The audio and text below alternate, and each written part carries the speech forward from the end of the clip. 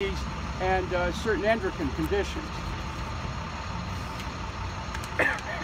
In consideration of the promises specified in the Vision for Tomorrow, in 2010, Cleveland Clinic gained approval from Lakewood City Council to move pediatric and trauma services out of Lakewood. The City Council of Lakewood passed a resolution which read in part, this quote, "The city and Cleveland Clinic aspire and commit to provide appropriate services suitable for the Lakewood community and to maintain the near and long-term viability of Lakewood Hospital." In recognition of the assurances it received, City Council's resolution from June 10, 2010 further states, quote, "The citizens of Lakewood and the elected officials have been assured continued active participation in key decisions impacting the Vision for Tomorrow plan and related centers for excellence for the duration of the lease term, which is 2026. Quote, continuing to quote from the council resolution, "The city joins Lakewood Hospital Board of Trustees in giving public cognizance and support to the Lakewood Hospital Vision for Tomorrow plan, including its centers of excellence emphasis as described in the April 6, 2010 letter from Cleveland Clinic leadership to the city of Lakewood." Copies of that letter are included in the documentation I've given to you. But based on documentation only recently produced through a lawsuit from 2007 to 2012, the clinic and its steering committee shockingly plotted a secret plan which implemented would dismantle and demolish the same Lakewood Hospital. That documentation is also included in what I've presented to you. Additionally, the Cleveland Clinic hobbled Lakewood Hospital with tens of millions of dollars in unwarranted charges for administrative services to make it appear Lakewood Hospital is unable to make a profit. Recent court action has produced documents proving the dismantling plan was, quote, "secretly under consideration at the very time that representatives of Cleveland Clinic were providing public assurances and pronouncements as to the long-term sustainability of Lakewood Hospital." This information is included in the documentation that just recently surfaced as a result of court action. So that you have the copies of the documents which recite the promises of the clinic to Lakewood and copies of the secret confidential documents of the plan to destroy the hospital, which is known in the documents as a decanting plan, but that's French for dismantling.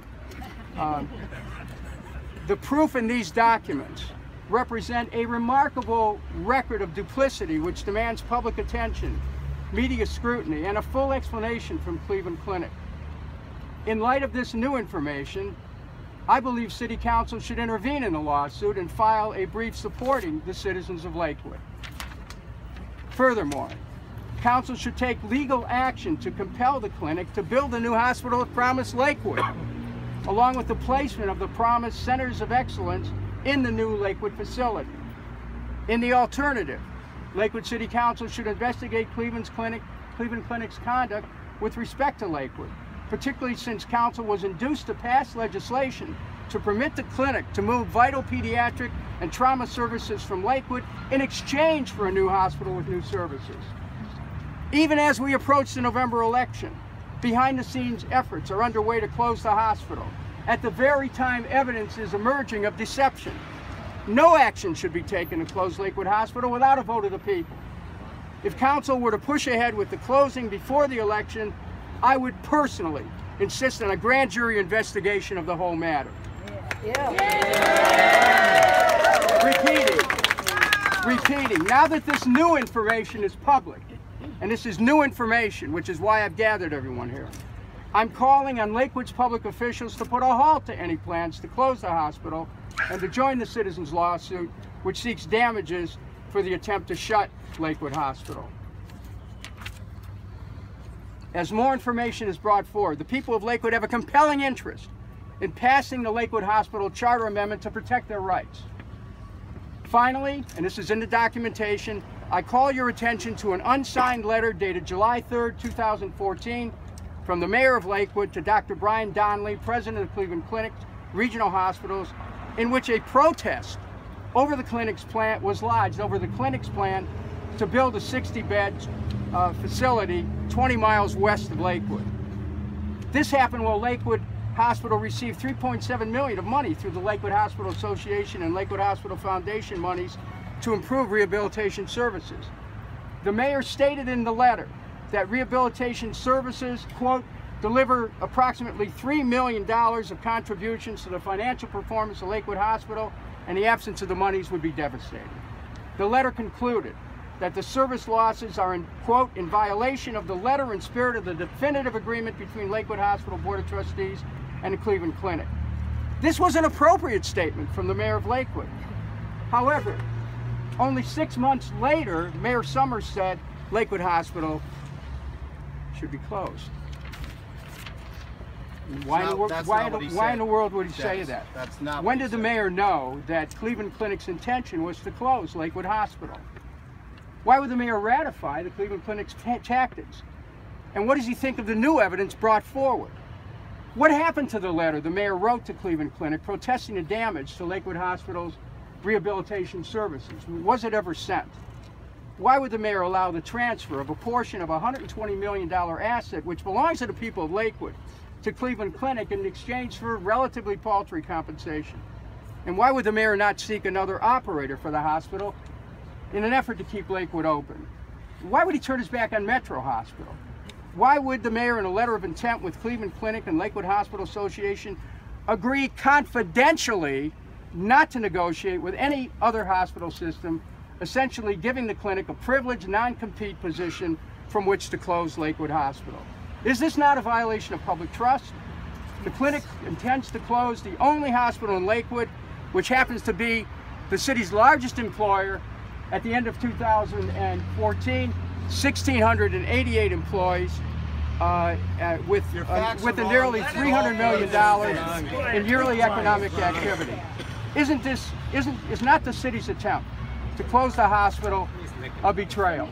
No. The only way to explore the secret dealings on behalf of Lakewood officials is for the lawsuit to go forward and for Cleveland Clinic and the Lakewood Hospital Association to be compelled to produce documents responsive to the lawsuit. Unfortunately, as we speak, at present moment, the clinic and Lakewood Hospital Association are stonewalling attempts at discovery of their documents related to the secret plans to close Lakewood Hospital. Now, like many Clevelanders, I personally appreciate Cleveland Clinic. Its CEO, Dr. Delos Toby Cosgrove, is dedicated, he is hardworking, he is innovative, he's trying to protect his plan for the future of Cleveland Clinic, just as we are gathered here to protect our plan to secure the future of Lakewood. Who's going to run it, Jess? But our effort goes far beyond questioning the growth strategy. Would you not disrupt this conference? But our effort goes far beyond questioning the growth strategy of a large hospital system. We gather here on the principle that the people of Lakewood have a right to their community hospital, and no organization and no public official, no matter their intention, has any right to deprive the people of their community hospital. We stand here upon that principle. The people of Lakewood have every right to expect that clinic officials would deal with them in a forthright manner, which is why the recent disclosure of court documents is so troubling. This breach of trust can and must be repaired for the sake of Lakewood and for the sake of the clinic's reputation. Enter Save Lakewood Hospital to save the day. The people behind me and others who cannot be here today have organized and activated to defend Lakewood's political, legal, and economic rights. Their efforts resulted in a charter amendment to be voted on this November, which will put any final decision on Lakewood Hospital in the hands of those who are most affected by any closing, the people of the city of Lakewood.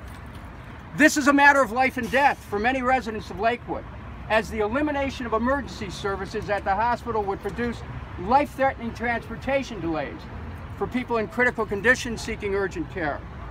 Citizens of Lakewood, as I mentioned, have filed a lawsuit to block the closing. The Save Lakewood Hospital Committee has worked courageously to challenge the Cleveland Clinic's intentions and expose the tactics of its local extension, the Lakewood Hospital Association.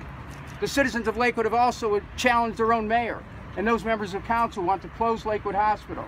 If we can anticipate Cleveland Clinic to stand up for Cleveland Clinic, we should expect Lakewood officials to stand up for Lakewood. Save Lakewood Hospital, and the people of Lakewood deserve the support and the appreciation of the community for taking a dedicated stand for continuing a 108-year tradition of access to full-service health care in Lakewood. And I am here to back them up. Thank you.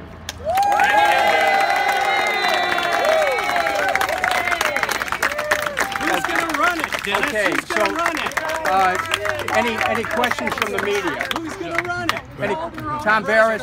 Listen to Tom Barris's question, please. Yes. So I'm sure there's going to be some people ask, you know, why do you deserve a seat at the table in this issue? I represented this community for 2 years in the state Senate, for 16 years in the United States Congress. I was chair of a congressional investigative subcommittee which looked at other issues at healthcare. I, as many of you remember, was instrumental in helping to briefly save 2 community hospitals over 15 years ago. One, the St. Michael's St. Alexis, and then which was eventually closed, and the other one which still remains at Richmond Hospital. I also was in this community to help stop railroad trains from coming through, and as some of you know, years ago I was instrumental in saving an electric system in Cleveland. I can tell you that this effort here merits not just my support, but the support of everyone in this community, because this is about a community hospital. There's been hundreds of community hospitals closed for various reasons. This hospital is viable.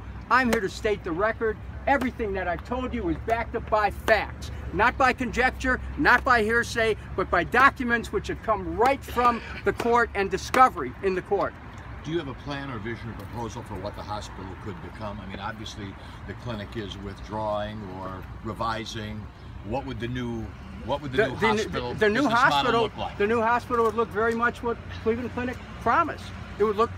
Excuse me, may I? Sure. The new hospital would look like this.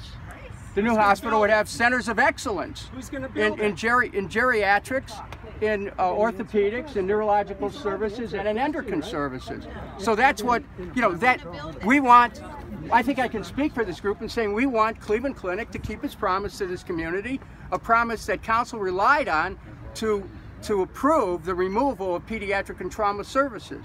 Again, look at the documents. I would urge you to look at the documents. I'm not making any of this stuff up. This comes right from court documents. These are documents which were secretly in the possession of those who were involved in trying to shut the hospital. And as the information comes forward, you give light and the people will find their way. Can Lakewood force the Cleveland Clinic to remain here? Well, this is a court issue. It's being fought out in court. And I think that I'm hopeful, you know, the spirit in which I presented this is one which allows for reconciliation with the clinic.